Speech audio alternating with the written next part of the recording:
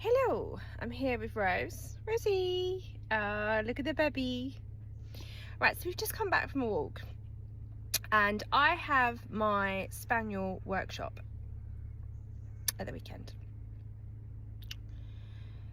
So we were out on a walk and we were prepping for it. So just making sure that everything's kind of working well. So she was on a long line. She can be a little bit of a flight risk.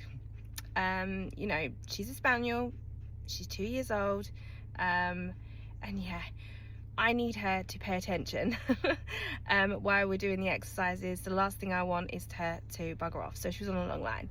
Well, we met this woman. She had a 5-month-old golden retriever. Now she was like on a bench and just made a beeline for us, and I'm like, oh no.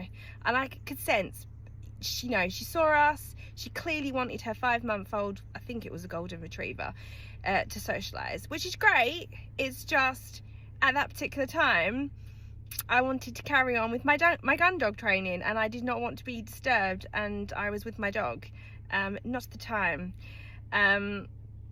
So then she was like, so the dog came over to us, and that's obviously when she started chatting, and then she's all like, oh, my dog's a puppy as well, 5 months, and I was like, well, she said, oh, how old's your dog? And I'm like, 2 years old. And she's like, oh, but she's on a long line. Yes, yeah, that's still allowed, I'm afraid. I'd much rather have my dog on a long line that I have full control over than what your dog just did, ran over to us. Like, why is it so judgmental? We were just minding our own business. Like, you didn't even need to come over. We were just doing our thing. And you just think, oh my God, people, like, stop, like, being, like, judgmental just because she's on a long line. We're working on recall. Well, we weren't really. We were doing other activities that I need her to focus for. But it's just, she just seemed like shocked. She was like, oh, that's no good, like that. And she's a spaniel as well, and it is like a spaniel haven there.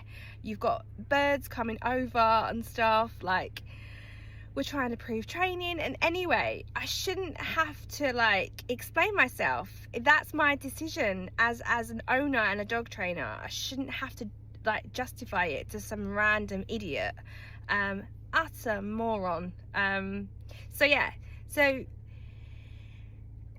What I'm trying to get across is stick to your guns, basically. If you want to be a responsible owner, then do what you have to do that. And if that is to put your dog on a long line, so be it.